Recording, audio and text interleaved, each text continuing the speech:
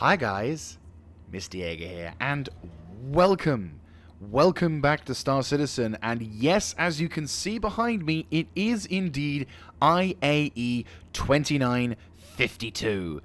Holy crap, I think this is the 4th anniversary of me doing one of these things, which is pretty cool. And since I did my first one, I know a lot more about the ships.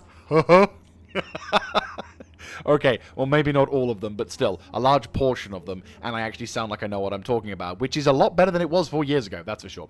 And today, we are once again in the beautiful planet of Microtech, as you can see to the other side of it there. There's New Babbage with the nice little hat in the background, and of course, as you can see, with the really nice looking 2952 red options. Yes, glorious, glorious. So, today, of course, as always, is our beginning of our journey through the whole event. Now, unfortunately, due to the fact that work and, life is going to be affecting how these uploads will go, I will do my best to upload these as daily as possible, or as quickly or as efficiently as possible, so that way we can kind of tie ourselves into the event as efficiently and as awesomely as possible. I also intend on being as blind as possible, so that way you can get my initial reactions towards these things. And for those who have no idea what the hell I'm talking about, and you've just clicked on this video randomly, hello, my name is Mr. Jaeger, and I play Star Citizen. I just don't record it that often. So, without further ado, let us begin. And we are introduced to the IAE, which is known as the Interplanetary Aerospace Expo 2952, which is the in-game year for Star Citizen. And I have got to say, this year is my favorite year because of the coloring. So the reason why we're in this particular coloring and why it says the war at home is because in a random strange event, Drake Interplanetary, often famed for being the ship sellers that would sell to anyone, and we mean anyone, cough cough pirate, these guys are actually sponsoring the event, resulting in them getting to choose the decor and, rather impressively, being first in line to have their options and their ships be available for purchase, as well as a few other things. Ooh, I like the carpet.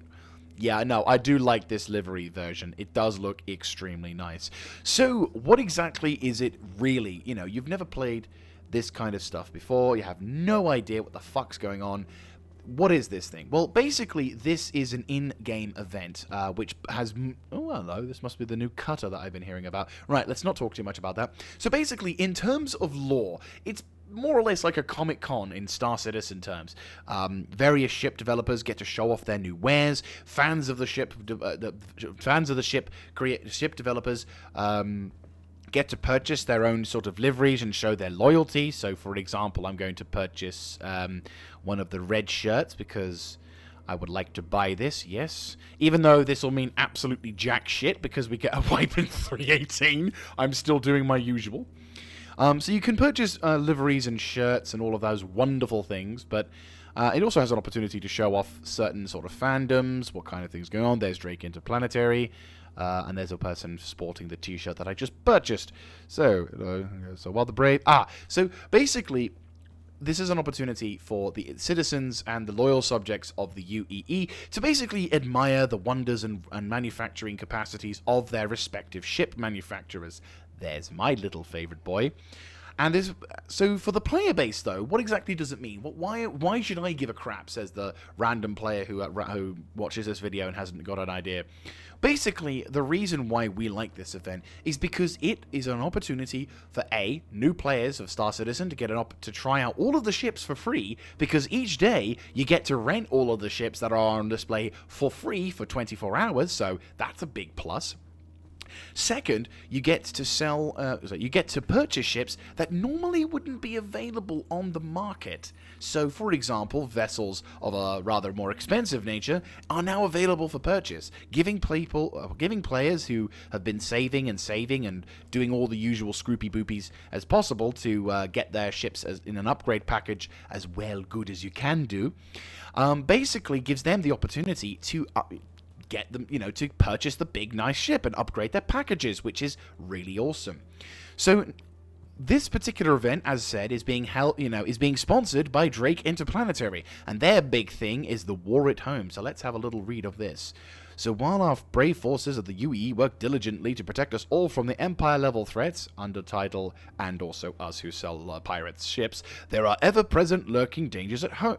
Ever-present dangers lurking at home, like Drake Interplanetary.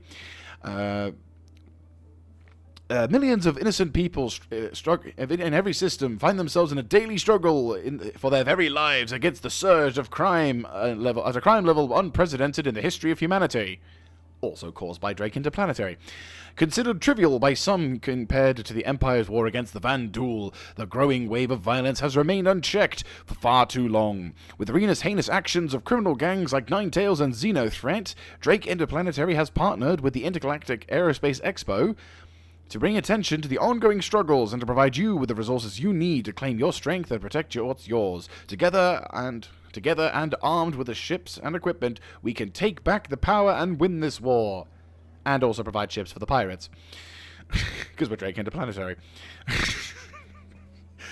You may sense a level of bias in my particular tones. No. So Drake Interplanetary, the reason why I'm ripping on Drake Interplanetary is they're quite famed for being a rather controversial company. So much so that the boss basically said in a recording that she wasn't aware of, or, a leaked recording that went to the public, was that she basically says, I don't care who we sell them to, so long as we've got the caps, I'll sell it to pirates and whoever wants to have it. And unfortunately, she did. So as a result, we have got... so this is the event program. So as a result, the Drake Interplanetary has undergone a bit of a controversy, which resulted in her getting kicked from the company, which is a bit bad. So as you can see, we have a whole bunch of days ahead of us. We've got Drake Interplanetary, Aegis Dynamics, Origin Jumpworks, Aegis Dynamics, and then on November 21st, we've got the aliens, so Aopa, Banu, Gatik, Asperia, all the usual shit. Then we've got Anvil Aerospace, quite a famous group of people, and then the best boys, we've got Argo, Greycat, Consolidated Outland, meh, but Kruger, Greycat, and Argo, mwah, I love them. And then, of course, we've got Crusader Industries, whoop, Chumbrel Land Systems, whoop, yeah. And, of course, on 26, we've got Myth, and, of course, the big, we've got Robert Space Industries. Now, the reason why I'm making very big goo-goo gaga noises is because they've got new ships coming out, one of which I'm very curious about. Today's featured manufacturer, Drake Interplanetary, also famous for their duct tape usage, in which they never stop. So today we venture into the realms of Drake Interplanetary, and I fucking love this theme. It's a really good theme. I'm a sucker for red, especially dark red. This whole event I'm going to fucking love. And yes, we're going to take the piss out of Drake Interplanetary, but my god, I love the red. Normally, in previous years, we've had gold and white, we've had blue, we've had some purple. But on this particular occasion, praise the Golden Throne.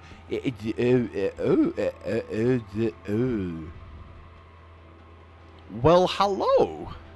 You must be the Corsair. Hello. You're new. I'm really curious. Before we go over there, though, my character is being a bit of a wimp. I haven't fed him, so I'm going to have to go give some food. By the way, I just want to take an advantage, just give this opportunity to forewarn you. The game is struggling at the moment for two reasons. First, the servers, obviously, it's Friday evening on near a weekend, and it's the event. The servers are basically getting balked, so if all of a sudden we have to cut recording, or if anything changes, that's why. And as a result, my frames may be affected. The second thing is, unfortunately, my computer is not really optimized for this game, sadly. It is very much... well, the main problem is my CPU and RAM. I have DDR3 RAM, which basically means it was good back in 2014, and we do all know what year it is now. So I'm in the process of hopefully getting that upgraded and sorted, but as a result, my frames, not so great. And my CPU is also quite... I'll just store it for the time being. And as a result, my frames are not as good as they could be. I saw the cheddar. No. I saw the cheddar ham. I am British. We go for the cheap and easy. We are not adventurous. Nom, nom, nom. To be fair, I would actually have this because that does look pretty good. Right, so let's get that sorted, and let's also have an apple because we're healthy like that. Now I want an apple. I want an apple. Damn you. There we go. Yum, yum, yum. Right. Perfect. Okay. So, now that we've fully fed ourselves, and we can now look towards the wondrous future, let's have a look at the display and rudely get in the way of everyone else here because this is Drake Interplanetary. Rules are for suckers. We are not a sucker. Get the fuck out the way. Fuck you. Right. So we have got a whole host of vehicles to check out. First of all, obviously we're here and we've got the main sort of floor plan, as you were. So every day we're going to be looking at this particular floor plan and we're going to be seeing what kind of things going on. Holy shit, that music is loud. Anyway, next we're going to go into this room. Actually, no, we'll save that room for later. I think we'll go to this room next. So then what we'll do is we'll go check these vehicles out, and then we're going to go down into here, and then have a look at the Cutlass series, because everyone knows the Cutlass series, and I think it's quite a famous one. Then we get to have a look at the new vehicle, alongside a few of the... Oh, baby! Right, I'm getting ever more excited because I'm seeing a fucking vehicle that we're gonna get very soon. Anyway, so... Calm. So, yes, once we've done that, we'll go down into the Hollow Suite, whereupon we'll be able to look at all the new vehicles on the ground, and then finally see the Kraken. So, now that we've rudely pushed our way in, let us get started on the IAE 2952 Drake Interplanetary.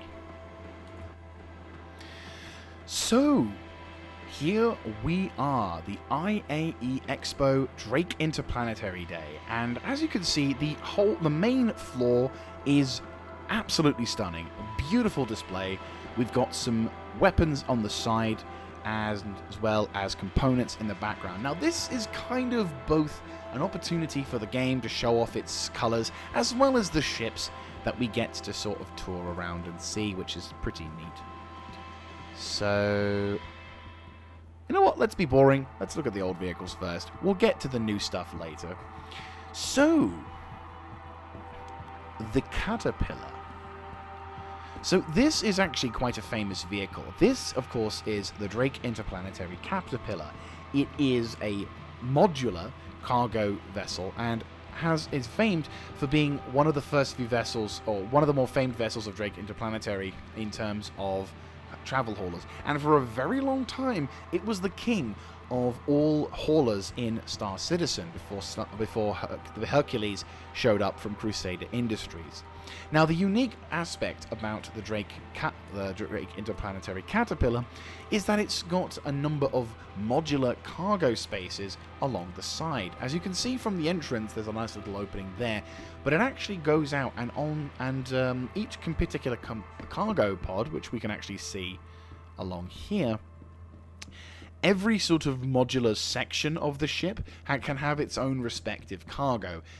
These can range from troop transportation, normal cargo transport, hospitals. There's a YouTuber, I can't remember his name. I'll remember to link it down in the description below, but he does a very good video of like concepts for certain ships, as well as like 3D animations of ships.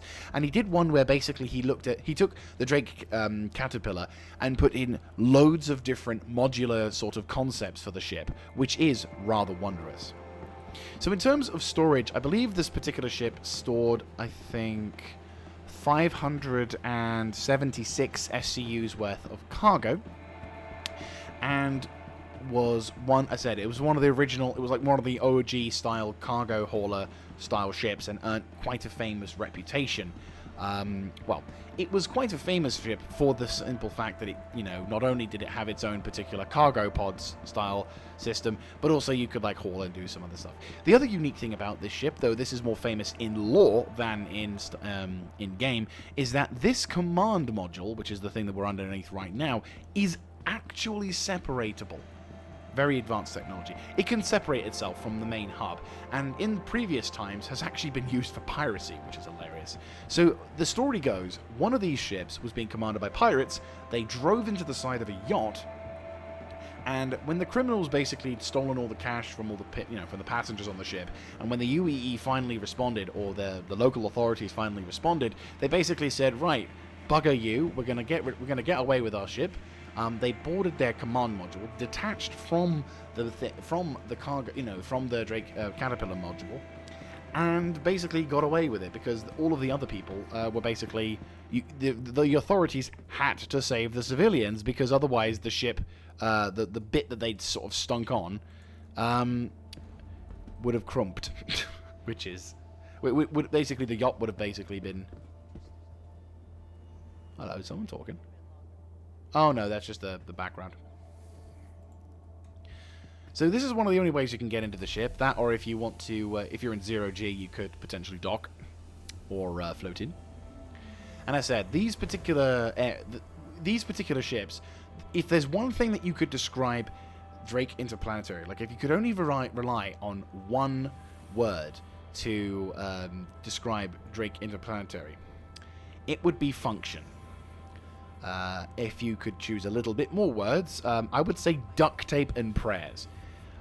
Basically, this ship is very, very basic. You can see all of the interior modules.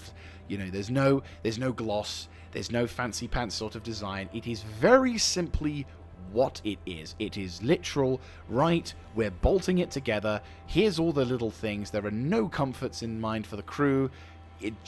That's it. That is completely it.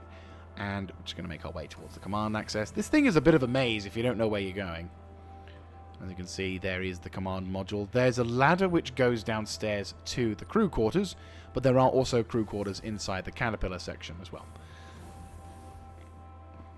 So this ship is actually, you fly along in the ship along the, what's the word?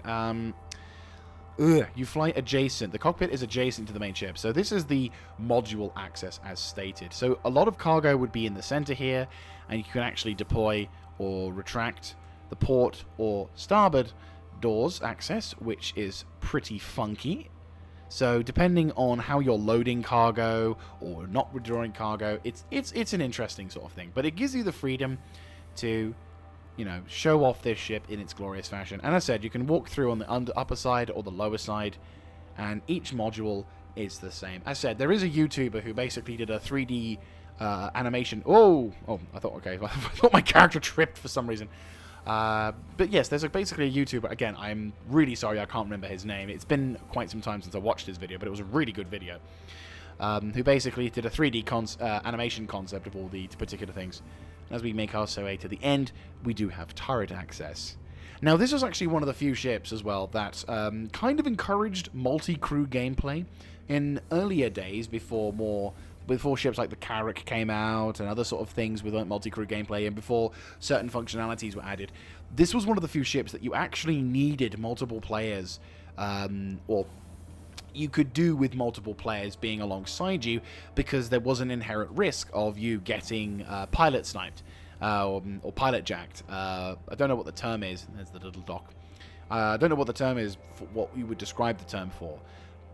But basically what would happen is you would have the pilot would, you'd fly around with the ship, and then as you leave the armistice zone, a random guy who had snuck onto your ship would get behind your cockpit and blast you in the back of the head, stealing your ship, which of course is not the best in terms of playing. So let's go back down to the ship. So this ship is a pretty nice ship. I personally think I don't think I'll ever get this particular ship because, again, that there is the Crusader Industries, and while maybe in terms of like if I had to start from ground zero, like completely from ground zero, Star Citizen is out, the day has come, and we're basically, you know, doing whatever. I wouldn't mind getting this ship for like a private, or for a company, or flying. But I wouldn't, it's not something I would actively seek out. But yeah. So, yeah, there's a... I think they're talking about Drake Interplanetary not being evil, which is a bunch of lies. Anyway, let us continue on. So that was the Drake Interplanetary Caterpillar, one of the more famous ships. I think it was as famous as the Cutty Black back in its prime. However, since more ships of cargo hauling nature have occurred, we've got the Hull series, which once that comes out into its fruition, this ship may yet even less attention. I think at the moment it's second best, but then eventually it's going to get even lower down the hill, which is a bit of a shame.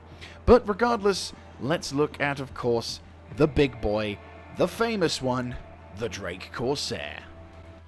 So here we are, and there is the new boy on the block, the Drake Interplanetary Corsair. Now, I've actually got the blurb on the side of the screen here because I don't really know anything about this ship, so I'm going to be reading a fair amount from the blurb. So, the Drake Corsair is a multi-crew explorer that gives up defenses for a focus on versatility and firepower, including duct tape. With asymmetric convertible wings and a large cargo hold, the Corsair adapts to harsh environments, combat situations, and hot landing zones with equal ease. Up to 4 crew can be accommodated in the Corsair's functional quarters, and a full complement of scanning suits along with a pair of quantum fuel tanks provide the means and the method for exploring distant, dangerous stars. Okay, fair enough. So basically what this ship is attempting to be is a Carrack killer, if you will. Whether or not it will do, we'll see.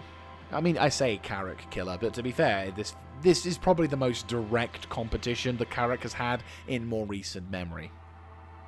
So there's a whole bunch of features. Well, that's features. 3 features, one of which I can't help but take the piss out of. The first one is, of course, weaponry. It boasts 6 fixed guns along with 4 missile racks for an impressive array of firepower in an exploration vessel, enough to make even the hardiest pirate think twice. Furthermore, the lateral turrets can point fully forward, adding to the already impressive frontal firepower of the ship. Onboard facilities, top flight crew quarters, and a full complement of the state-of-the-art suits combine to provide a powerful exploration platform.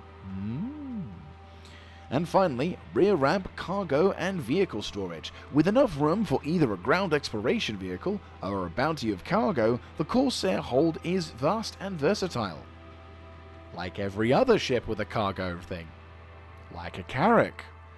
Only the Carrack, I would say, beats this ship with a fucking club iron because, of course, in comparison, when we're just talking about cargo here, not only does the Carrack have the ability to carry vehicles, but there's also deployable cargo pods big enough to fit a ballista in. So, in terms of cargo, but yeah. So let's have a look and talk about these weapons, because we can actually see them fairly obviously in front of us. So let's have a look, see what are these weapons we've got. So, not fixed. Already the blurb is lying. So, well, can be fixed. So the initial weapon mounts we've got are gimbal-mounted size 5 gimbal mount, which will mean that this weapons are size 4. M6A cannons. So, I want to say these weapons, are they all the same size? It's really difficult to tell. I think these are the same size. I'm really bad at telling weapon sizes, but I'm fairly convinced they are the same weapon size, unless... no, I don't think so, actually. 4 size 5 weapon mount. So theoretically, this is 2 on the side. Yes, we've got M5A... M6A cannon, which basically are the... Right, do we have any weapons on the side here? Well, there's the missile racks. So we've got missiles on the one side. And... right. I think that might be... No, that's not... No, that's not, actually. Never mind, then. Well, still, the M6A cannon isn't a bad weapon to start with, but there are gimbal mounts on this thing. So for those who don't play Star Citizen, gimbal mounts are basically a form of making aiming easier, but it comes at the cost of what weapon size you can mount on the side of these particular ships. However, if you decide to go with a fixed weapon mount, you can actually have a size larger weapon that requires you to aim the ship a bit more. So in my particular case, not too much of a problem. But of course, you know, it's dependent on thing. So obviously that's the turret, which has a pair of size 2 Badger repeaters. So that's not too bad. And then there's a remote turret with another size 2, pair of size 2 Badger repeaters as well, which are basically all energy weapons. So there's no ballistics on this particular ship at the moment. And we've got a Hydra fan here. Hail Hydra. So let's have a look-see. Ah, okay. You know, it's almost like a blend between a Drake and Caterpillar. I think, to be fair, it more looks like a Drake Caterpillar than a Cutty Black. But I don't know. There's like a little bit of a charm for the both. So this is obviously the cargo bay / vehicle bay. So you can't... It's literally one or t'other. I don't think you could have cargo and a vehicle unless you're willing to sacrifice what vehicle you can bring with you. And, yep, true to form, component storage, which is pretty cool as well. So, let's see what kind of components we've got. Size 2 computers, size 1 computer, Daybreak, 2 size 2 Daybreaks, Sakura Sun, which is a power plant. So that would be here, which, yep, Sakura Sun Daybreak. The cooler, Frost Star, which is that one. 2 of those at size 2s, which are pretty kind of cool. And we've got an S5CA Akura from Bearing, which, yep, there it is as well. All of these fancy pants names. Hello, sir. All of these fancy pants names. And I'm assuming this is going to be something we'll be using one day. And, yes, as you can see. So just as a forewarning, by the way, a lot of the ships will be mucking around with. Oh my God! Is that a button? Hello, this is new. Ooh, on off. Ooh, I can turn the button on or off. You can tell this is cool. Anyway, as I was saying, so just to make you guys aware, because this is the Expo edition of the ship, there may be certain functionalities and issues or things that we're not able to do, or it may not look as impressive, because it's basically this ship is being gridlocked and forced into not going to work for players, so obviously players won't be trolling and attempt to... okay. That's pretty cool. So basically, it's just in a way to stop players from trolling about. But obviously, we've got some engineering stations here, so that's pretty cool. Once again, I see the life support option. So this is very, very much utilitarian, which is pretty cool. And then we've got another one of those components. A battery. Very simplistic, as you can see. Very, very simplistic. Gravity generator. That's pretty cool. We can actually interact with that if we wanted to, but we can't. And we've got a turret. So this is... the docking bay. Okay, that's pretty cool. So let's close this docking bay door. It's a very cramped docking door, but we do have... and of course we've got a suit thing as well, which is pretty nice. Rapid without proper perfect... sometimes fatal hazards. Yeah, like if a Drake Interplanetary... Now shut up now. So there we go. We've got the torrent, which is pretty cool. So this must be the crew quarters. Ah, this is kind of funky. Again, very utilitarian. Like, if you'd like... Oh, yeah, this is fucking utilitarian to a T. Like, if you like living on Lorville, then this is probably your favorite ship at the moment. Very, very utilitarian. I'd be impressed if there was a captain's room. Though, to be fair, if it was a captain's room, it'd probably be the one with the most bed covers and bed sheets. But no, this is a very simplistic but very effective style ship design, which is pretty cool. They can't afford a single... No, I will shut up. So, the one shit shower... Oh, actually, no, a dedicated shower. That's a first. Very simplistic, but... Oh, no, hang on. The shit shower returns. Yes, I am dominant in my position of strength under the shit shower. I am content. That's very awesome. So, there we go. Not bad. Not bad at all. Lost the fire extinguisher, typical. So what is this? What does this do? What does this open? This opens up a little lift. And what does this do? Oh, this is funky.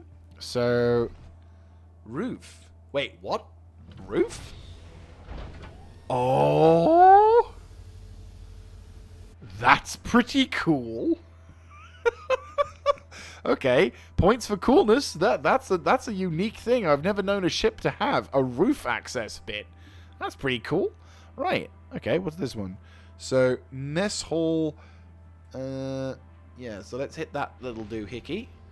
It's a literal fucking hack. Wow, that's hilarious. So this is the doohickey that you would be on if you wanted to, you know, go from the ship to the ground and vice versa. I like that. That's a big plus. That's a pretty cool big plus. I like that. Okay, let's go into the next room. So this is one of the turret accesses. Yep, so if you're under attack, this is where you go to defend yourself. I still don't see a captain's room. Oh, there's the captain's room. Yeah, there you go. Access panel. He has his own suit room. That's the difference between a captain or the pilot's room, to be fair. It could be either or. So it looks like this ship takes care... So it looks like the Corsair. Let's have a little seat in it. So it looks like the Corsair takes inspiration a little bit more from the... Oh, that's very cool. Okay, I'm not going to lie. I really like the textures on this thing. Like, this is a really nice looking, there's even a fan. Oh, wow. Yeah, no, this almost feels like alien levels of technology here. What's that? Oh, that's the exit. Okay. Is it the literal exit or just the very convenient one? This is very cool. Oh, yeah, you can actually see interactable cockpit as well, which is very, very nice. Look at the power line, the engines... Targeting friendly, all pin, scanners, ping, all that jazz. And what's actually quite nice is it actually passes the test, which I am a big, big fan of. Okay, it almost passes the test. So when I say the test, basically, there's this little test I personally have whenever I look at a ship, where if all of the monitors that would showcase all of the systems in the ship, for example, the heat signature, ammunition, weapons, communication, blah, blah, blah, blah, blah, if they're all within sightline of my character, and I would not need to look for them, or manually have to traverse the camera in order to find them, then I give the ship an additional big plus. So I would say the ship does more or less earn the big plus for that, which is pretty cool. Hello, sir. So, yes. Very, very cool. So those are the two side access panels for the Drake Corsair. So, yes, Drake Corsair, a very interesting vessel. In terms of weaponry, it's definitely well armed, and also the turrets will do its best to make any pirate's job of taking this ship a little bit more of a problem. But still, it's a very nice looking ship with a very versatile... well, again, it's a smaller form of a Drake. I will say it's cheaper than the Carrack. I think the Carrack was like 600 quid when I last looked, and this ship is only priced at $250. So, well, okay, so $600, so probably around the 500-ish quid, though, depending on the cost of the ship. No, motherfucker! Swear to the Golden Throne, that was lucky.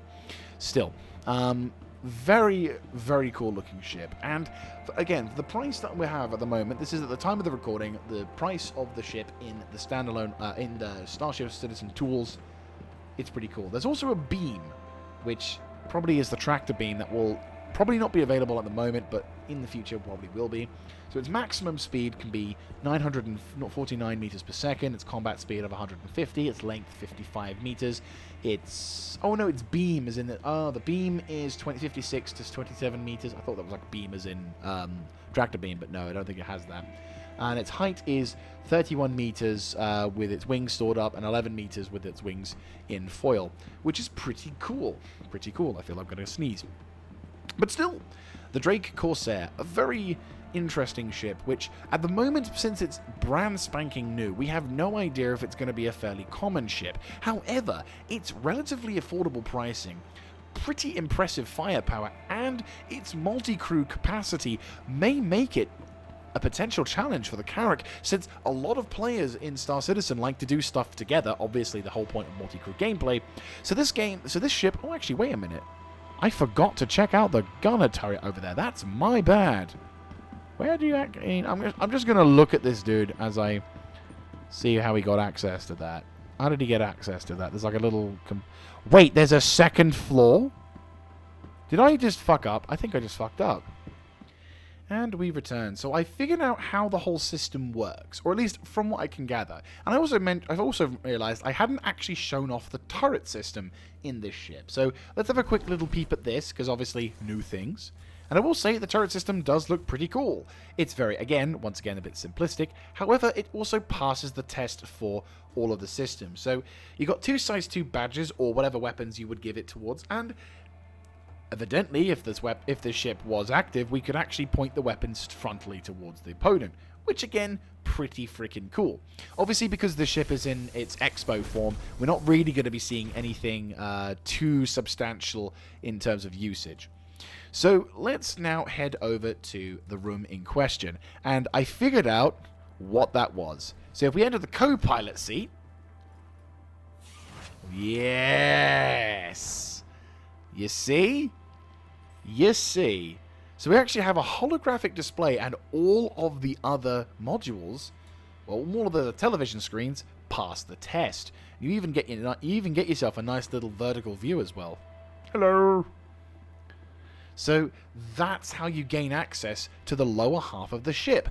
So the co-pilot seat could in fact be the better seat of the ship, though of course you do lose your upper area as well, or upper view as well. So it's like you either have really good upper views but shit lower views, or really good lower views but really shit upper views. So it really depends on what kind of thing you want to have.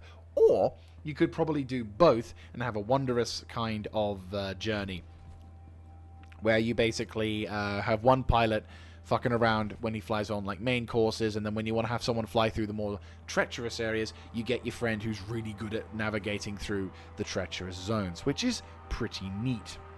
So yes, to re-summarize the ship, the Drake Corsair is definitely an interesting design. Obviously, a lot of hype has been put into this ship, both by RSI, obviously by CIG, as well as the player base. So whether or not this ship is going to be actually as good as it says it will be, we don't know. But as a much cheaper alternative to the Carrack, as well as a more viable multi-crew ship, I can't lie, there are definitely some really strong things about this ship that obviously may work in their favor. So who knows? Anyway, let's go from a new and potentially obscure / potentially popular ship and go to the classic vessel that made Drake Interplanetary such a famous, or, depending on your mindset, infamous company we know today. So here we enter into probably the most famous ship in the Drake Interplanetary lineup, the Drake Interplanetary Cutlass Black. And rather intriguingly enough, and I kind of give humble points in terms of respect, the actual Cutty Black is actually at the background of this. In this room is, of course, the Cutlass Black line, which in the far distance you can see on the little corner over there. We are introduced to, of course, the variants of the ship. There is, of course, the Cutlass Blue, which is the police variant of the ship, which was Drake Interplanetary's attempt to say, we're not really that bad, please don't hate us. Then, of course, you have the Cutty Red, which is the ambulance in Star Citizen. And there's the Cutlass Steel, which is misspelt because they should have put an A instead of 2 E's in that name. But we'll get to you in a second. So first, let's go to the actual Cutlass Black. Now, if I had to describe what this ship is... Oh, I love that reflection. Anyway, if I had to describe describe this ship in a couple of sentences, it would be, if the Avenger is everyone's choice for a starter ship, the Cutlass Black is your second ship, or your first upgrade towards in Star Citizen. It just works, to quote Bethesda. There are so many things about this ship that it fits the role well enough that it kind of almost overrides many other vessels in what you can do. The main attractions of this particular ship is it's very simple to fly.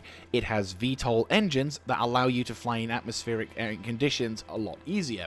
It's got 2 side-mounted cargo doors, which means you can utilize cargo, zero-G cargo grabbing if you have a tractor beam with your Grey Cat a lot easier. It's got missiles, it's got gimbaled weapons, it's got a manned turret. There are so many things about this ship that just fit into every role, and it makes it almost impossible to think of any other ship when it comes to gameplay loops in Star Citizen for a solo or a duo player list. I'm not joking. Think about it. If you want to go do some box missions because, you know, you want to earn some credits and you're not feeling a huge bit confident, use a Cutty Black. You've got a bounty mission that you want to have, you know, you've got a friend, or you've decided to enlist the services of one of the players in the group, in the server, and you want someone to man the gun. Use the Cutty Black. You've got the ROC Grey Cat mining vehicle, and you want to use some size 1 mining things. So, you know, you want to fly around a planet and grab some hadronite or dolvanite or whatever kind of mining, early tier mining that you want to have that you don't have a prospector for. Use a Cutty Black. In fact, they advertised it as such. You want to drop a bunch of your mates off in a combat zone because they want to do a bunker mission, and you want to be a quick in and out. Use a Cutty Black. The amount of things that this ship can do irritates the fuck out of me, because I cannot help but say it is an extremely versatile, useful ship, and I can't fault it. The only thing I would say that this ship is in dire need of is a redesign, in terms of A, space in the roof, and B, this dead space here.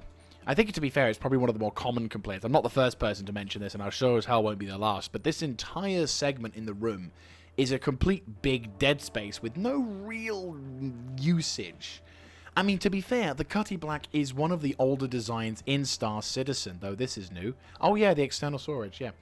So while there have been some minor updates, for example, the external storage and blah, blah, blah, blah, blah, weapon racks on the side, and of course probably some optimizations here or there, it hasn't really changed since the old designs in like 2015, 2014. When was the ship released?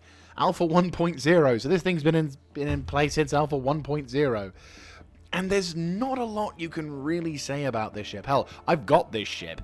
As much as I'll bitch and moan about Drake Interplanetary being the main proponents of hopes and dreams and a lot of duct tape, I can't fault the ships because it's that useful.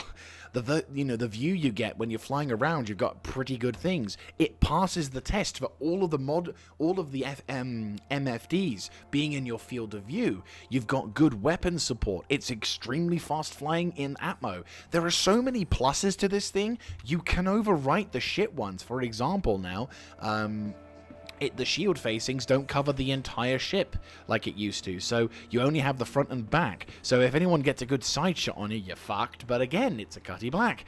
It's got plenty of other usage. You can jump out of the dot, you can get out of the hail zone. There's just so many different things that this ship can do. Now, I'm not saying that there are no faults with this ship, but in comparison to many other ships, and for the price that you would pay for this ship, which, bearing in mind, it only costs you about 1.3 million in-game currency to purchase, whereas if you get a pledge, it's only $100. It's always available, which means if you're going for $100, that's probably like 90-ish quid. So it's not that expensive.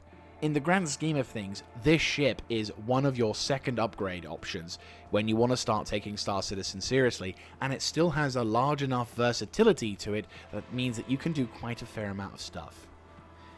It's scary how much that ship is useful. That's the reason why it's the most common upgraded ship in the game. Why if you talk to any Star Citizen player, like who's played for longer than a few months, the Cutty Black will have been in their library or will have been in their hangar space for a duration. It gets everywhere. And speaking of getting everywhere, there are other variants of the ship. Let me take you towards probably what was the most popular vessel or variant of the Cutty Black for a time before they did the regeneration beds on planets. So, the Cutty Red, while there aren't that many differences now, the Cutty Red was, well, in terms of history, quite a famous one, because the Cutty Red allowed you to revive players for the first time outside of a landing zone. And that was a pretty significant thing. Now, of course, the Cutty Red is only as good as an ambulance vessel that can keep incapacitated players stable enough to go to a hospital.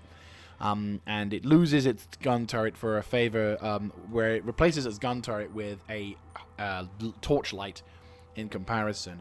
But when the Cutty Red was made available and and you could respawn in these things, we used this to buggery when it came to doing clan ops. Like this thing was an extremely popular vessel because of that. So quite a popular thing. Moving along to the Cutty Blue. The Cutty Blue is a police interceptor variant, it having obviously the dome glass effect in comparison to the struts that are more popular or more common with its former ancestor. The Cutty Blue is intended to be a law or bounty hunting / law enforcement ship, where you can see all the criminals will be chilling, and you can have all these things. There's the external module. In terms of weapons, there's more focusing on neutralizing things. I think this variant has an EMP. I can't quite remember. But once again, if we head into the dome, it passes the MFD test, and now instead of the struts, you have a completely clear view, which is, of course, quite a popular thing if you're a big fan of those. But the downside, of course, is that you do sacrifice cargo space as well as the ability to...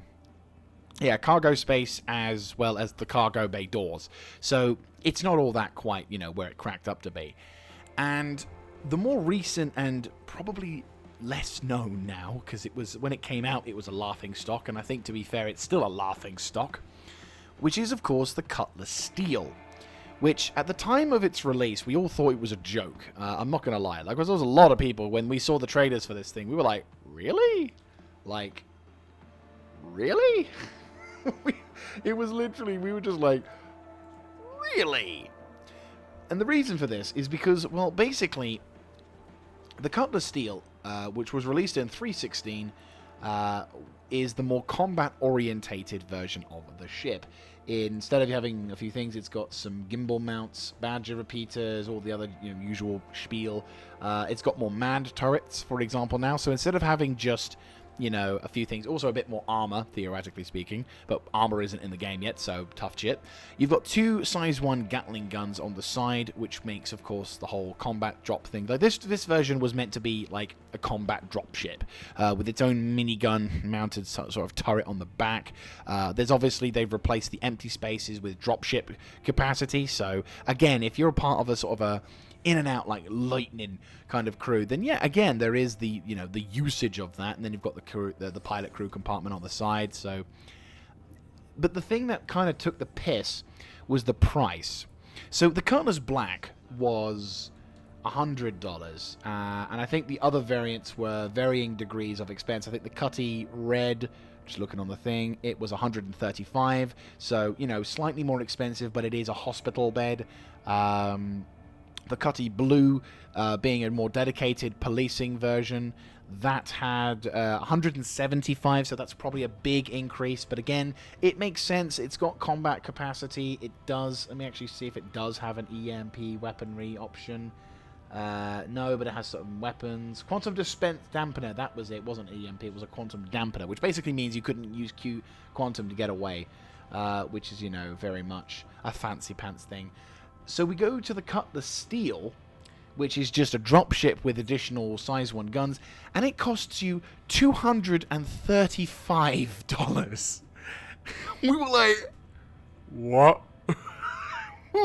We were just... Because to be fair, there isn't really that much of a benefit. Apart from being able to drop troops off, there was absolutely no reason to make it fucking $235. Or at least War Bond Original, and then it's Sales Original. Like... It was just a completely out-of-the-blue version of the ship that didn't really need to exist. And, of course, everyone kind of ripped into CIG for making what was clearly a cash grab for what was, again, is a ship that it was misspelt with the word steel. So, yeah, not a smart move, CIG. Whether or not the ship will do better now than perhaps... I mean, there's a few additional guns in comparison to the Cutlass Black, but again, there's no real reason to have it, because it's $135 more than its basic bitch of a cousin, but that one's far more popular because you got the double Ds in the form of the cargo bay and the multi-crew capacity. So there's no reason to use the Cutlass Steel. At least not now. Maybe in the future when there's a bit more persistence in the universe, we've got the pyro system in place. Maybe further down the line, the Cutlass Steel will come back into its own and we'll see some real gosh darn awesome moments with it. Why did I go gosh darn? Fuck me, this is a bad day. But still, like, there's no reason to use the Cutlass Steel. There isn't really.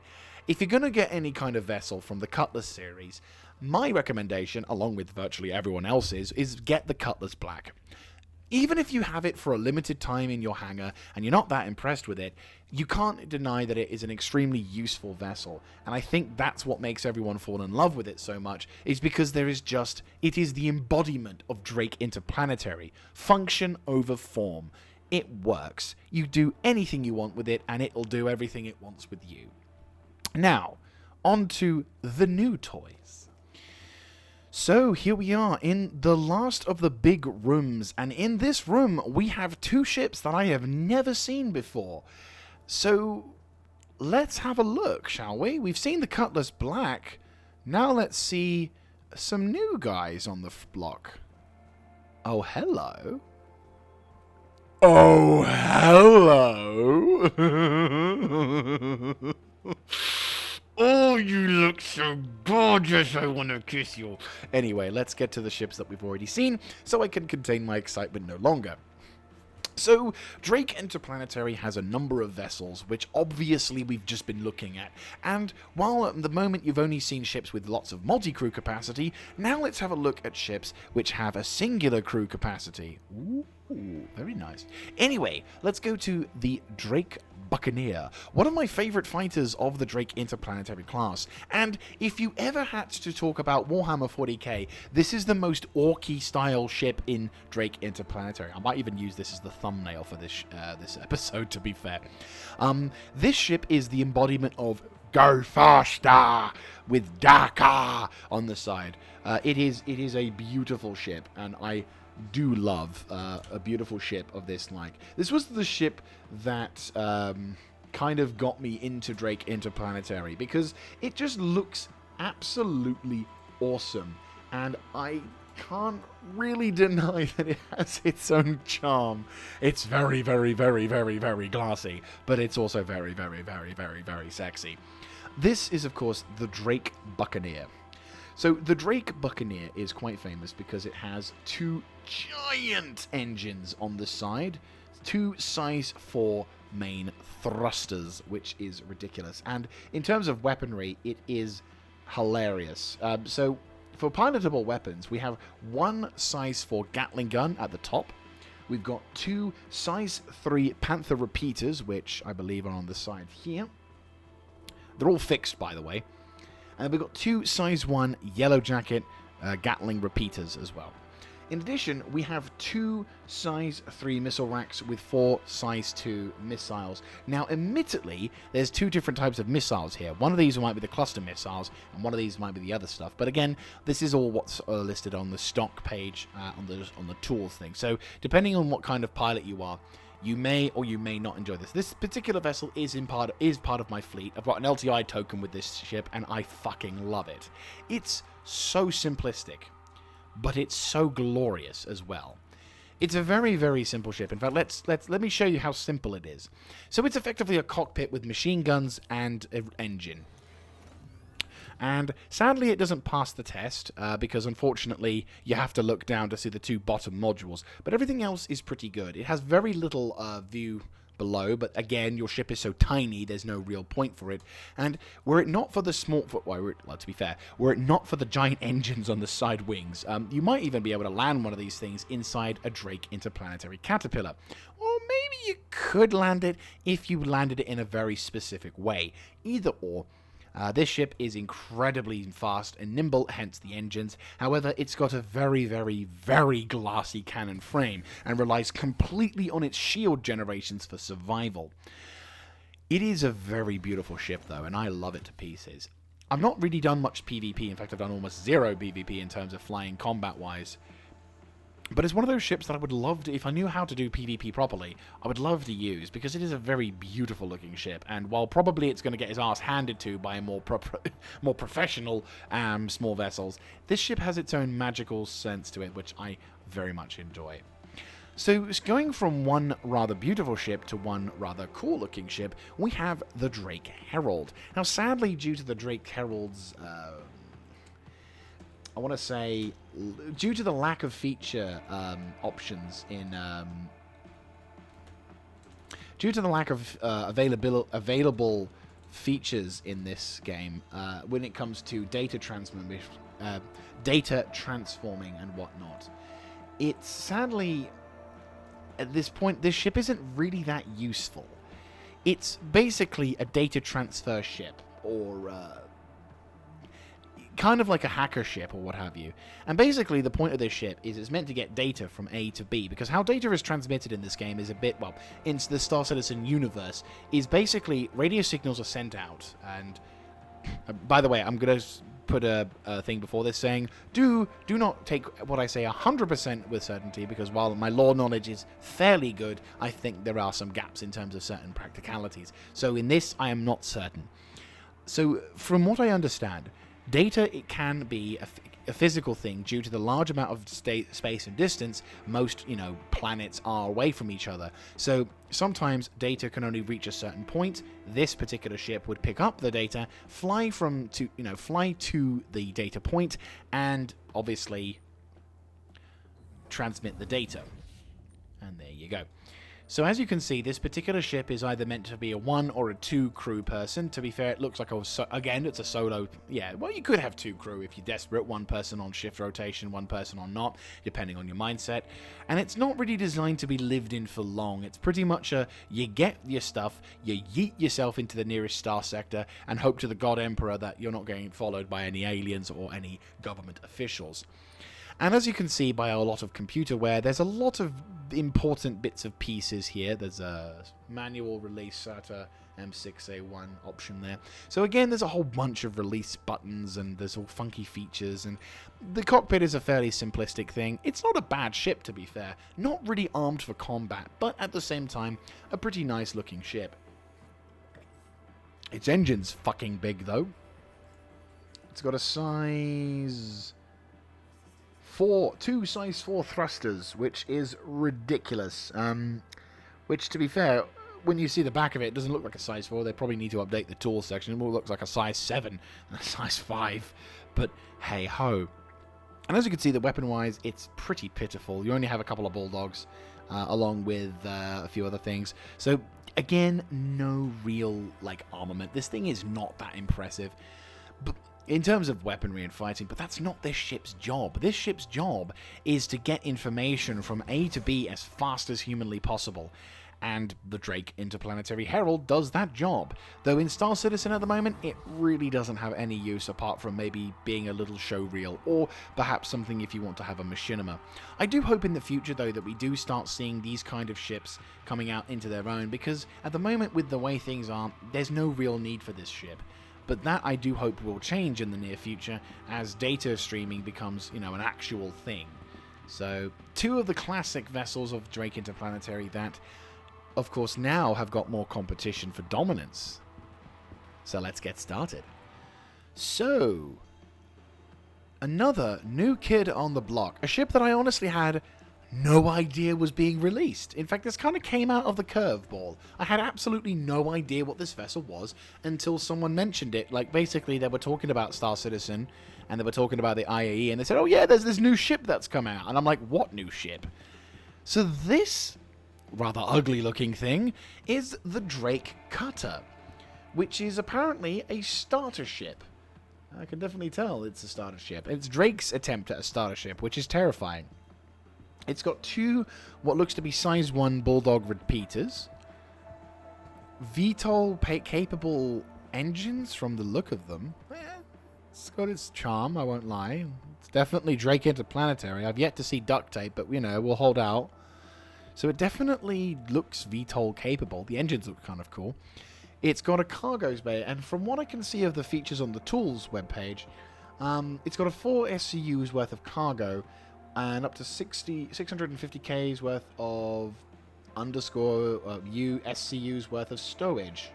So maybe I'm not too sure what stowage is in terms of the cargo bay, but let's have a look. So little cargo bay.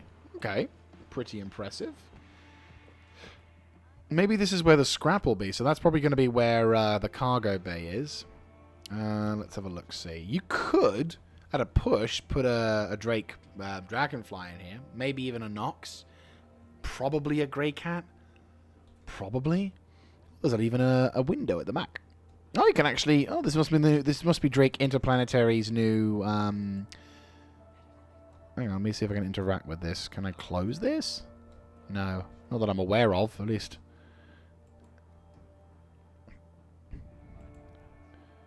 Oh, no, there you go. Okay, so there is, in fact, a window at the back. Fair enough.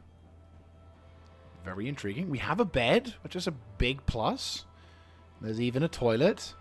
Okay, that has one up on the Avenger Titan. The Avenger Titan doesn't have a bed or a shit shower, which is pretty nice. And it also has the option, well, has improved thingies, which is pretty cool. The bed even looks somewhat reasonable, which is kind of frightening. Wait, is there an interactable light there?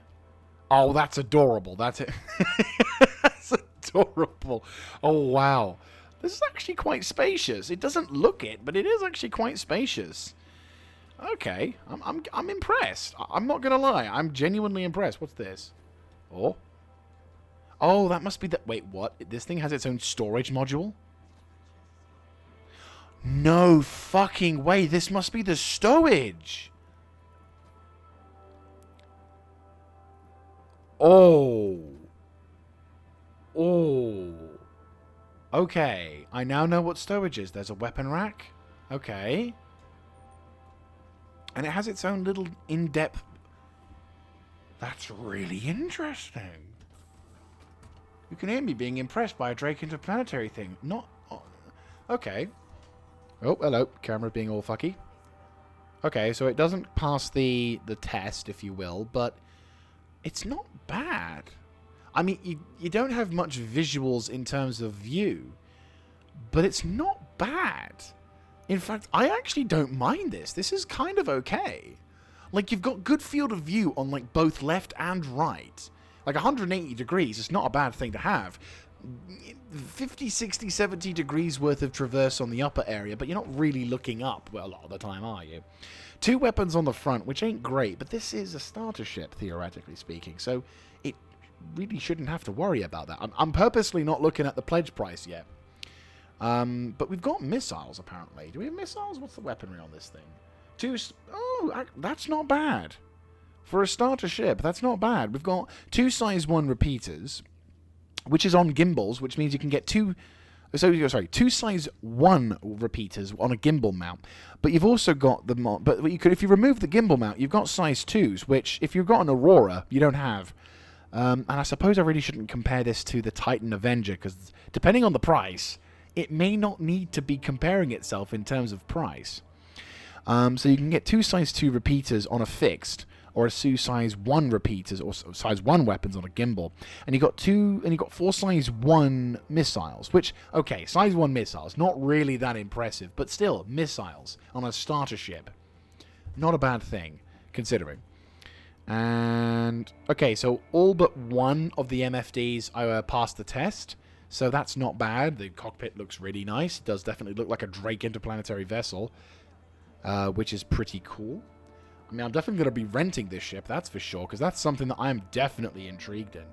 Like, to see how this ship handles. I might even make a separate video talking about my initial experiences with this thing, but suffice it to say, I am impressed. Definitely impressed. For a starter vessel, this has got improvement. You know, the cargo bay, while it's not as big as... I think the big detractor is it's not as big as...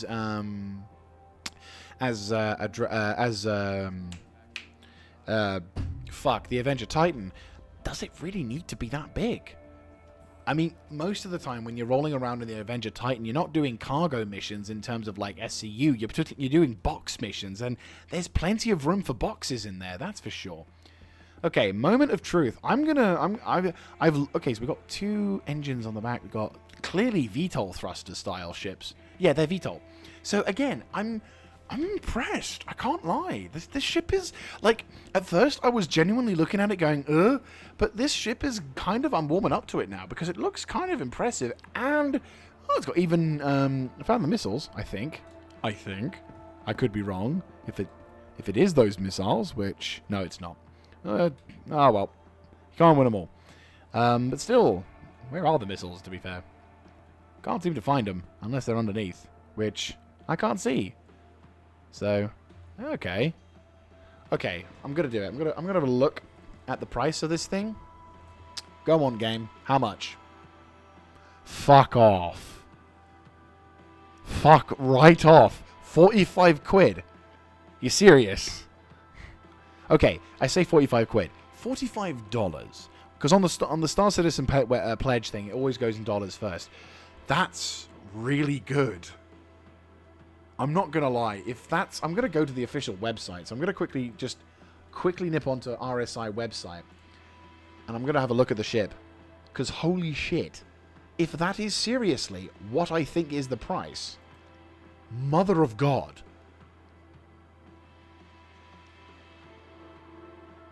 That's ridiculous. Right, if we go to game packages, right?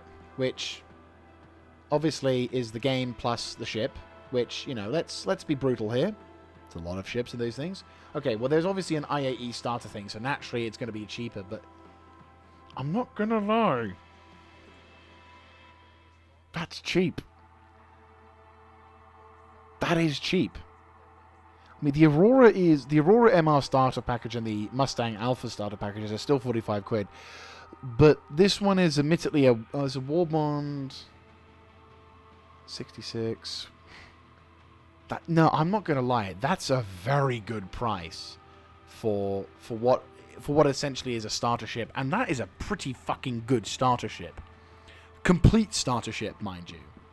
I'll have to see how this ship... We'll have to have a look at this ship post IAE, but this is a very, very strong push from Drake Interplanetary. Like, if Drake Interplanetary can nail this ship, which, to be fair, they've done a pretty fucking good job, this is a really good job at starting Star Citizen with. Because the Aurora is a piece of shit, in all honesty. It's got very limited characteristics. The only plus side about the entire thing is that you can look down when you're flying it. The Mustang is a piece of shit because it's a Mustang. It's a combat vessel with no real means to do anything. This, on the other hand, this at the price it has, it gives players the freaking cargo space to do cargo missions. It gives you, admittedly, very poor defenses, so you can't do many bunker missions, but Christ, you know, if I was starting the game out and I had the option between the Aurora MR, the Mustang, and this thing would be very, very tempting. In fact, I think I would have gone for this thing because, well, it's got a cargo bay, it's got a bed, it's got a load of things, and for the price, that's good. I'm being 100% honest here. I am genuinely surprised and impressed at the quality of this ship that I had absolutely no idea about until recently. Christ. What a time to be in Star Citizen, eh? Jeez. Anyway, Cutter, big thumbs up. Genuinely surprised. This is my 100% initial reaction to that ship. Fuck me. You're good. On to the other one. Wouldn't be Star Citizen without someone standing on a chair. Just saying. The day they stop doing that, I'm going to be depressed. So, on to the ship that I am looking most forward to flying. This is the Drake Vulture, which, if you're an old git like I am, you'll also recognize this as the Venture from the game EVE Online. I'm going to immediately talk about this because obviously the game EVE Online is going to be compared to a lot with this thing. I've seen this bloody ship in holodecks for so many goddamn years now. So to finally be in a position where I can stare at it in-game is beautiful. It is also a very pretty looking ship.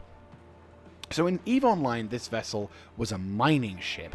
You could attach some mining weapons on these little points here. Well, if you attach, I think, size 1, size 2 mining lasers, and you could basically, you'd have them on these different points, and it was the basic bitch of a mining ship. But still, this vessel, though, is not like that. Drake Interplanetary has got different plans in mind for this thing. Indeed. No, this particular ship, which is scheduled to be, well, it's scheduled to be fully utilized in 3.18. Oh, no, we can't. Oh, we can't fly it yet. So this is just a preview. To be fair, this is a pretty fucking good preview. So this particular ship is due to be sent into the verse in 2018. Yes, 4 years ago. No, in the future, when 3.18 drops, this will be the ship we'll be able to finally utilize salvaging mechanics. That's right, we get to do some salvaging, which is going to be really freaking cool. I'm not going to lie, that cutter looks so damn impressive. Anyway, so this vessel will be the first vessel in Star Citizen to do the thing that many players have been wanting to do for so long, which is basically grab someone else's ship and turn it into profit, even if the other player is still using it. So what exactly are the stats of this ship? Well, this ship has got 16 SCUs worth of cargo, which doesn't sound so impressive on the surface, but bearing in mind, that's taking 16 SCUs worth of enemy ship vessel and basically turning it into, well, scrap. And as you can see here, we've got a rather impressive thing. We've got a little compactor over here, which is going to be very impressive. You have a little cargo bay for your own little sort of supplies, though I imagine once you've utilized all the cargo or the scrap metal that you've got, you're going to basically, it's going to squeeze itself out. You come out on this little treadmill, you pick the thing up, you plonk it down somewhere around here, and then you go do some more, or you go back to base. We'll see how things go for there. So then, of course, you climb the very advanced ladder on the way up. Don't forget, this is Drake Interplanetary. We are not Argo. And you're taken into your little living compartment. So the vessel is designed to be lived in. As you can see, you've got some very simplistic things. You've got a bed, you've got the light, you've got all the usuals. You've got the restroom, which, of course, everybody knows you need the restroom, and I'm needing it right now. I can't open the damn thing. Well, you can, but you can't. No, I am determined. I need to see the restroom. Oh, one day. And then finally, we are introduced, to the pilot's room, where, of course, we get to see... Oh, we can enter the pilot seat, at least. That's good. That's good to see. So, let's see what kind of view I'm going to get. I'm hoping it's going to be just as good as the Prospector, and I was not disappointed. So, what's really cool about this is, of course, this ship is basically a beautiful... Yeah, it's the Prospector in salvage form. So, in terms of defense, it's shit, but it's not really meant to do anything but salvage, which is a wondrous thing. I'm not entirely sure what these things are. Maybe it's the battery capacitors or the chargers or what have you to contain the amount of stuff.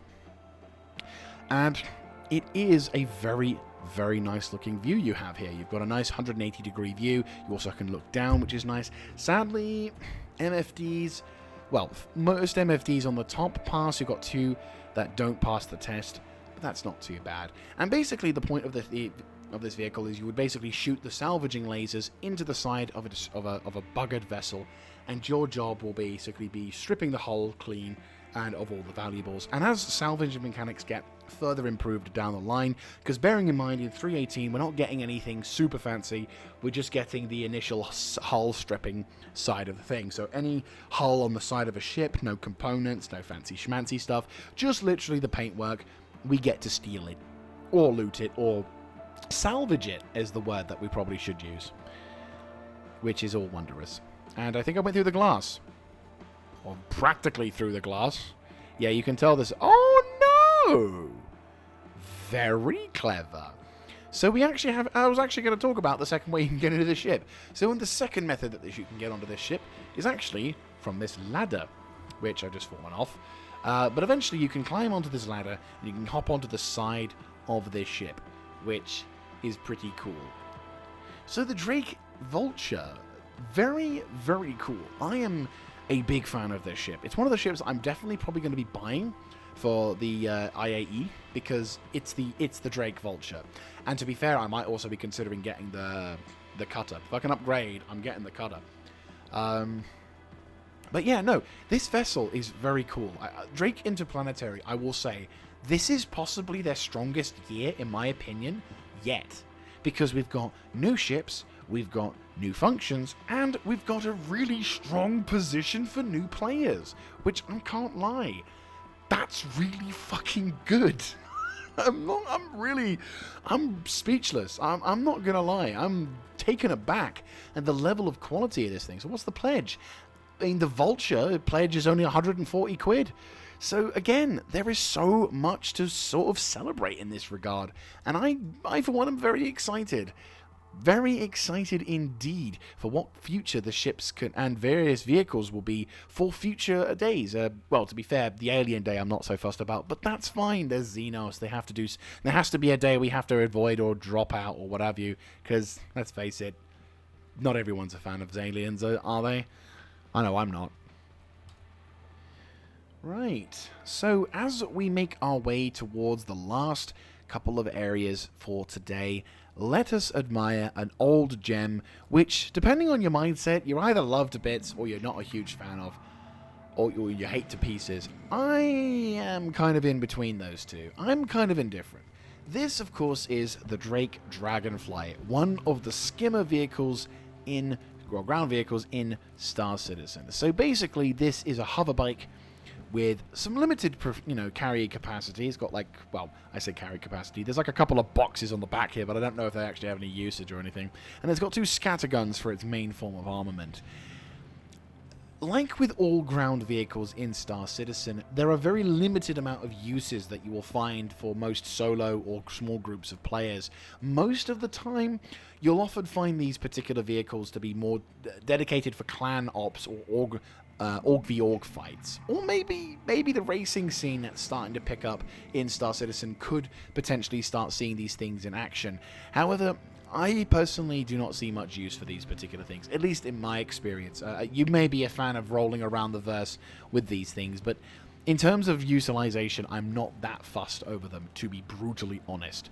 They're pretty cool. I'm not, they have they are the most stable of skimmer bikes. In comparison to the Nox, which you could fly straight into the ground and explode, this vehicle does its best to avoid that scenario from occurring, which is a nice change in comparison to, oh dear, it looks like someone finally looked at the price of one of these ships and realized the duct tape.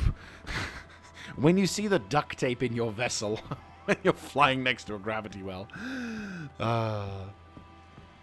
So anyway, apart from that, we have the Mule, which is a more recent addition.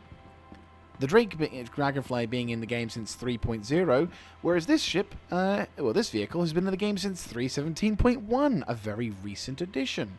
So what exactly is so special about the Drake Mule? Well, this is a tiny little craft which is designed to be a cargo hauling lifter, forklift kind of vehicle, and it's adorable. It's genuinely adorable, and I have one, and I love it. It's adorable. So the main thing is that this is probably one of those vehicles that you'll be seeing quite a lot in 3.18 as cargo vessels and various other degrees of ships will be, be loaded or unloaded by or hopefully players. You see, I am one of those weird boys who kind of gets a hard-on over the concept of driving these things around a cargo depot and loading ships manually with them. I'm that boring, I know. No, this, to be fair, 3.18 with its cargo V-factor is tantalizingly tempting when it comes to what this vehicle could be utilized for. And finally, there could be a ground vehicle that you could finally have a use for. Because otherwise, there isn't really a lot of use to this particular machine. It does have some pretty cool skins, and again, its primary role is move a object from A to B as efficiently as possible. But still, it is more or less just another form of a ground vehicle, which at the time of this recording doesn't really have a use in the Star Citizen universe at this point. And so Once more, we arrive at the near end of the day, which is really depressing because I was actually having quite a bit of fun with today's episode. But we have, of course, a juicy treat in the holodeck. So this basically is the last phase of most videos. Well, pretty much every video will be more or less in this last bit. And basically, these are all the concept ships. Every Invictus for Flight Week or IAE event, there is a holodeck whereupon you get to see the ships that are still not quite released into the verse yet, and you will basically get to see one of these wonderful sort of what if in the future kind of ships that CIG are working on. And the ship in question that we're going to be looking at today is none other than the that's in color. The Drake not Caterpillar, fuck me. The Drake Kraken. Announced 4 years ago at the release of Hurston, this beautiful ship, which once again, they haven't put the motherfucking stand up, so you can't see the motherfucking upper half of the motherfucking ship. Fuck you, CIG. Calm. And move on. That's very well detailed. That looks very, very well detailed. The fuck? This looks very, very, very well detailed. So anyway, the Drake Interplanetary Kraken is a carrier vessel, a light carrier vessel, which will be... That's very fucking detailed. I'm sorry, I'm getting suspicious of CIG whenever I see this. Like, it feels like any second now we're gonna get some, it's just any second now we'll be we'll be playing the Star Citizen, and at the end of the IAE Expo, you're just gonna see a Kraken landing in the game, and I'll just be like. But anyway, so yes, this is a beautiful vessel. I kind of consider this my end game. Now, the reason why this particular vessel is so famous is, of course, we've got hangars, which, you can have a little thing. There's a hangar point, which you can land vessels up on the top. Sadly, we can't see the upper point because, again, CIG don't know what the fuck a staircase is.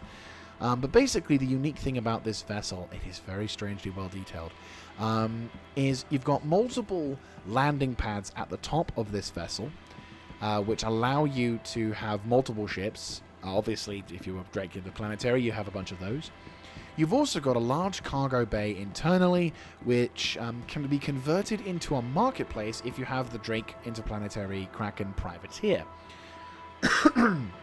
It also has a drone bay, a dragonfly bay, which is pretty cool, and an assortment of defenses, but again, this ship is designed to be a carrier. Nothing really else except a platform to land and control ships from. It's got a crew of 10, or 1 to 10, though I imagine 10 is probably the more optimal form, and would probably be the biggest ship in the game if they released it, which is the big if, isn't it? As said, this particular ship has been... Well, to be fair, I think since we've been making videos on the IAE and the Invictus Flight Week, this particular vessel has been in the concept hangar bay for so many goddamn years now. But still, the fact that this vessel looks very well detailed is beginning to arouse my suspicion and other form of arousal. But regardless, this particular vessel is, again, what I would consider my endgame. In terms of what ships I would buy or what kind of pledges I would make, there are very few ships that I think I would be considered to get and focus as a that's what I'll get one day kind of goal. But this is definitely one of those. If I ever got this ship, that's it. I wouldn't feel like I'd needed to spend any more money in Star Citizen until something else probably comes up. But that's for my weak willpower and my crying wallet to talk about in another time. Either way, well, you can actually kind of see a little bit more of the ship. So you can see that the hangar bay and the bridge and everything. And it looks like a really sexy ship. But yeah, the Kraken is definitely my end goal. It is the sexiest ship in the Drake Interplanetary lineup.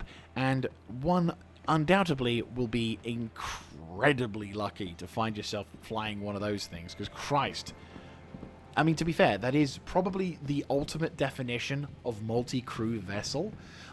There are very few vessels in this game of Star Citizen that I would define as defined as definitely multi-crew.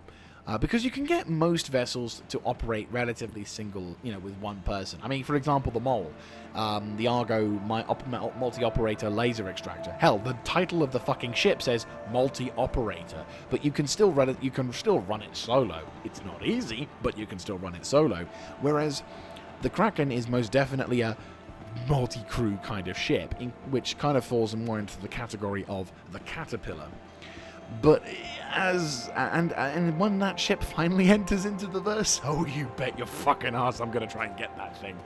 But yes, it is such a gloriously beautiful ship, and I cannot wait to finally see that thing in the verse. But again, it's a thing that we've been seeing in the holodeck for quite many a year. So I pray to the Golden Emperor, or I should probably say I should pray to the to the Omnissiah, that it would be that I'm incorrect and that we'll get it in 3.18.1 or something stupid. But if we do, oh, you bet I'm going to be happy. The fuck? Okay, evidently they saw the pricing of the coffee. Anyway, shit jokes aside, that's it for today's episode. I hope you have enjoyed. So the IAE Day 1. This is a very impressive event. I love the theme. Seriously, fucking love it. And I will say, Drake Interplanetary has made an incredible first day charge. Seriously, the fuck. You've got really good looking ships, you've got an incredible starter ship, and you've got, of course, the famous Corsair, which everyone's been talking about for God knows how long. So now we have a whole host of impressive new ships. And let's not forget, we've got the salvage ship, the Vulture, which is due to come out in 3.18, which it will be hopefully sometime in December. So there's a whole host of things that are going to be coming out of Star Citizen and into the verse that Drake Interplanetary is making a very strong push. I mean, we've got new ships coming out of the other developers, but Drake Interplanetary is really going strong with this year. I mean, obviously, this is the sponsored event, so maybe that's why, but still, pretty damn impressive. Anyway, that's going to be all from me, guys. Thank you so very much for watching this first episode, and if you like this kind of content, let me know in the comment section down below, clicking on the like button, and of course subscribing to the channel. I will do my best to upload these episodes as daily as possible.